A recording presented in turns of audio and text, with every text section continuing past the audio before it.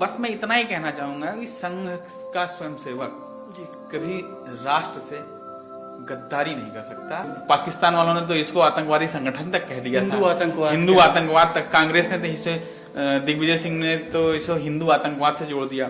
हम तो वो दिन भी देखे हैं कि जब कभी हम लोगों को जूते और कपड़े खरीदने होते थे तो त्योहारों का इंतजार करना पड़ता था। स्वागतम, नमस्कार, आदाब, कैसे हैं आप सब। स्वागत है आपका हमारे चैनल पर जिसका नाम है दिल खोल के। और यहाँ पे हम अपनी जो बातें हैं वो रखते हैं जनता के सामने और नए नए मुद्दों को उभारते हैं।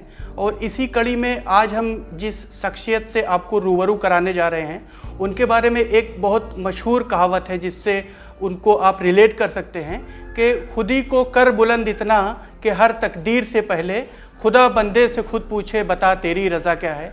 कुछ ऐसे ही अपनी प्रतिभा को, कुछ ऐसी ही अपनी छवि को समाज के सामने रखा है। और जिस तरीके से एक मध्यम वर्गीय परिवार से उठकर और आज राजनीति की बुलंदियों पर अपने आप को उन्होंने स्थापित किया है, तो बहुत ही गर्व की बात है हमारे क्षेत्र के लिए। और एक ऐसे जनता के प्रतिनिधि हमारे सामने हैं, उनसे हम आपकी मुलाकात कराएंगे, जानेंगे उनके कुछ व्यक्तिगत जीवन के बारे में, कुछ राजनीतिक जीवन के बारे में और उनकी क्या आगे की प्लानिंग है, क्या उनकी योजनाएं हैं समाज को लेके। इसी कड़ी में आपकी हम मुलाकात कराते हैं मौआमा के वर्तमान ब्लॉक प्रमुख श्री सुधीर मौर्य जी से। सुधीर जी, स्वागत है आपका बहुत बहुत हमारे चैनल पर। और सुधीर जी, जैसा कि हमारे चैनल का नाम है दिल खोल के, तो इसमें हम आपकी जो राजनीतिक जीवन है, आपका जो व्यक्तिगत जीवन है, आज हम चाहेंगे कि जनता जो बहुत सारी बातें आपके बारे में ना जानती हो, तो उन चीज़ों के बारे में हम एक गहन अध्ययन करेंगे, आपके बारे में जानने की कोशिश करेंगे।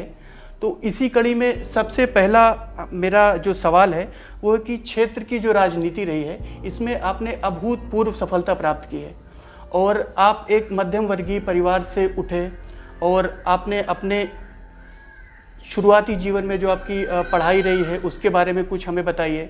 उसके बाद आप कैसे आगे बढ़े, आपने अपने व्यापार को आगे बढ़ाया।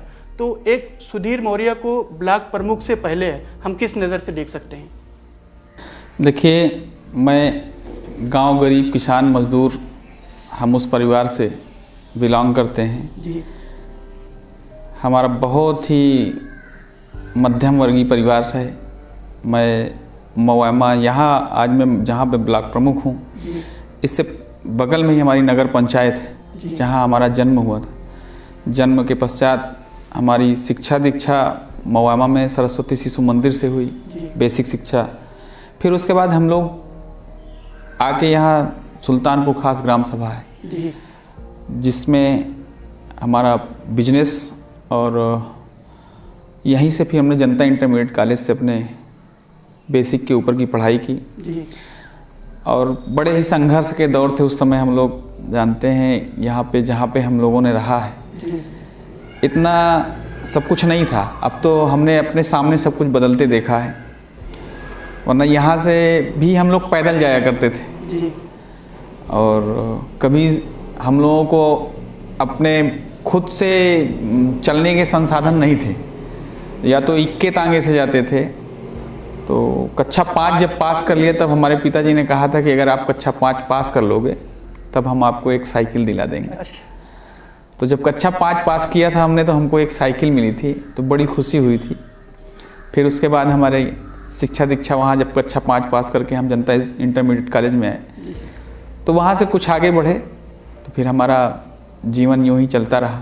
पिताजी हमारे काफ़ी संघर्षशील व्यक्ति थे। उनका भी जन्म, वो बड़े सांस्कृतिक व्यक्ति हैं हमारे पिताजी।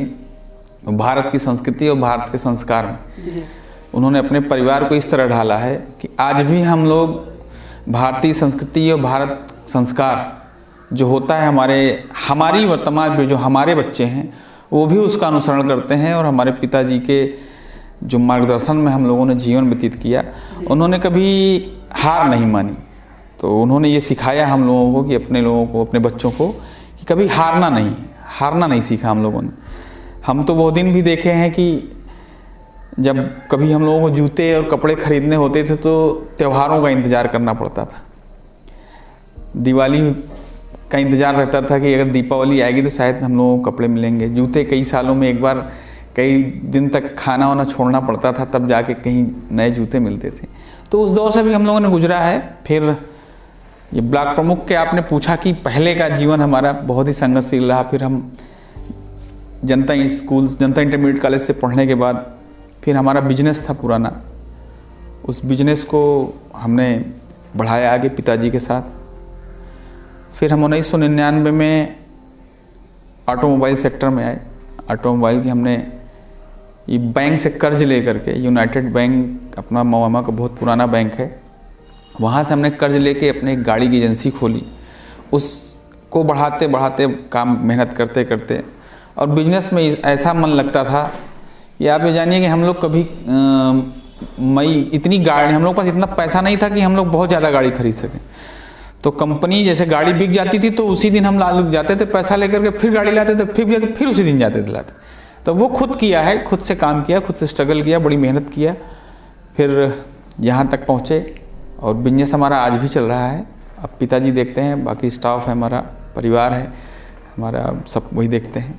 ये बचपन मतलब हमारे राजनीति के पहले की कहानी हमारी बहुत ही संघर्षशील रही है और उस संघर्ष में आदमी जैसे निखरता है, संघर्ष में करने वाला कभी हार ना मानने वाला व्यक्ति कभी पीछे नहीं होता। जो हारता नहीं वो जीतता है और हार कभी जीवन में नहीं माननी चाहिए। तमाम संकटों का, बाधाओं का हमने व्यापारिक क्षेत्र में भी, व्यक्तिगत जीवन में, पढ़ाई के समय, और हम तो हमारा एक संगठन राष्ट्रीय स्वयंसेवक संघ से, मैं बाल स्वयंसेवक जिसको कह सकते हैं हम, मैं बाल स्वयंसेवक, मेरे पिताजी जनसंघ में थे, उनका भी राजनीतिक एक महत्वाकांक्षा थी, लेकिन उस महत्वाकांक्षा को हमने ना, हम संघ में जुड़े रहे। संघ के बाद 1955 से लेकर फिर हमने तमाम संघ की गतिविधियों में रहे। आज भी मेरा संघ से, मुझे संघ की शाखा आज भी, और खुद की प्रार्थना मुझे पूरी याद है संघ की। ये मेरा इस राजनीतिक जीवन के पहले का है। जी। तो जैसा कि आपने संघ से जुड़ाव की बात की, तो जहाँ तक मुझे पता है इसकी कई सारे स्टेजेस होते हैं इसके, जैसे कि नागपुर में होता है, और इसके बारे में थोड़ा सा बताइए, क्योंकि आज एक जो आरएसएस का नाम है, ठीक है, ये एक दूसरी नज़र से देखा जाता है। उनको नहीं पता है कि ये एक ऐसी संस्था है जिसमें आप समाज से जुड़ते हैं, समाज के कार्यों से जुड़ते हैं। आज इसको एक अलग नज़र से देखा जाता है। तो हमें आरएसएस के बारे में आप कुछ बताइए। देखिए, संघ को शायद वही गलत नज़रिए से सोचता है और देखता है जो संघ को जाना नहीं।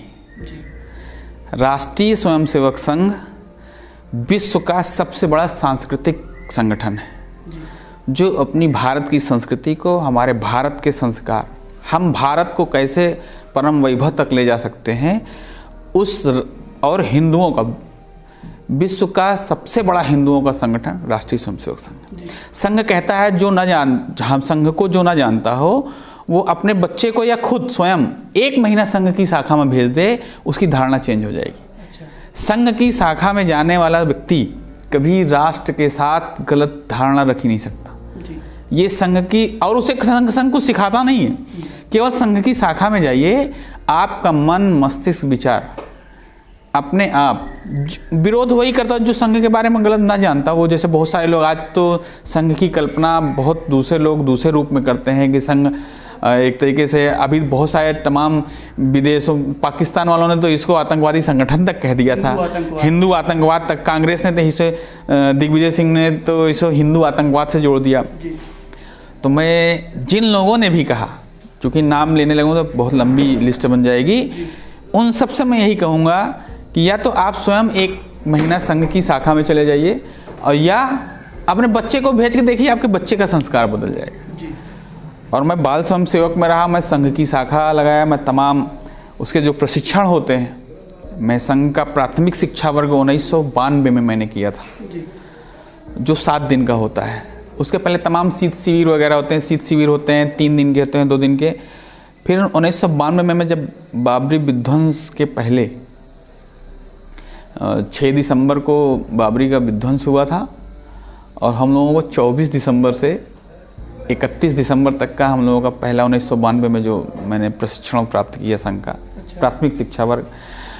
उसके बाद मैंने प्रथम वर्ष संघ की एक शिक्षा प्राथमिक शिक्षा के बाद उससे ज़्यादा प्रथम वर्ष होता है, उसको मैंने 1997 में 1997 में मैंने बांसी सिद्धार्थ नगर से किया। फिर 98 में मैंने गोरखपुर से सेकेंड ईयर द्वितीय वर्ष जिसको बोलते हैं उसको किया। फिर 99 में जो आपने नागपुर का नाम दिया, जो हमारे संगठन का जो तृतीय वर्ष होता है वो नागपुर में ही होता है और काफ़ी महत्वपूर्ण होता है। पूरे वहाँ पे एक लघु भारत की कल्पना होती है। जब हमारा तृतीय वर्ष वहाँ होता है तो भारत के कोने कोने से और विश्व के भी कई देशों से वहाँ पे लोग आते हैं और संघ के बारे में जानते हैं। और संघ से वहाँ से 30 दिन का प्रशिक्षण प्राप्त करने के बाद मैं अपने जो मैंने प्रशिक्षण प्राप्त किया फिर वहाँ से वो शिक्षक बन जाता। मैंने खुद स्वयं भी प्रशिक्षण दिया। फिर तमाम मैंने कई वर्षों तक प्राथमिक शिक्षा में मुख्य शिक्षक रहा। फिर संघ के प्रथम वर्ष में मैं शिक्षक बन के गया। बस मैं इतना ही कहना चाहूँगा कि संघ का स्वयंसेवक कभी राष्ट्र से गद्दारी नहीं कर सकता। राष्ट्रभक्ति के अलावा उसके अलावा कुछ नहीं आएगा। और संघ ये भी नहीं कहता कि आप हम किसी संघ कभी राजनीतिक बात नहीं करता। संघ हमेशा केवल आपको अपने भारत की संस्कृति, अपने भारत के संस्कारों के बारे में बात करता है। और संघ ने हमेशा आपको एक आज जो तमाम ऐसे मेरे जीवन के क्षण हैं, मैं बताने लगूंगा तो बहुत काफ़ी लंबा समय जाएगा। संघ ने ऐसा आपको हमको बनाया, संगठन में मैं जाकर के ऐसा बना कि अपने आप को आग से तप के मैं निकला हुआ मानता हूँ। और कभी राष्ट्रभक्ति से आप कभी परे नहीं हो सकते।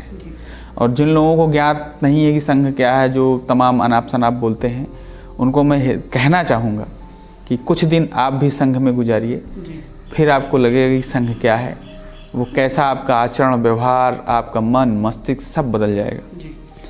ये संघ का स्वयंसेवक हमेशा राष्ट्रभक्ति जानता है और राष्ट्र को परम वैभव पर ले जाने के लिए अपना सर्वस्व न्यौछावर करने देता है। जी, तो सुधीर जी, हमारा अगला क्वेश्चन है। जैसे मैं आपके ऑफिस में आया तो मैंने देखा कि ये श्री चंद्रगुप्त मौर्य जी की फ़ोटो यहाँ पे लगी हुई है। तो आप राजनीति में हैं, और अगर हम दोनों की कल्पना, अगर एक तुलना करें, तो मैं भी आपको बचपन से देखता आया हूँ कि आपने भी एक अपना साम्राज्य स्थापित किया है राजनीति में, और उसी तरीके से इन्होंने भी अपना एक साम्राज्य स्थापित किया था। तो अगर आप राजनीति के आदर्श को माने तो आप अपना आदर्श किसको मानते हैं?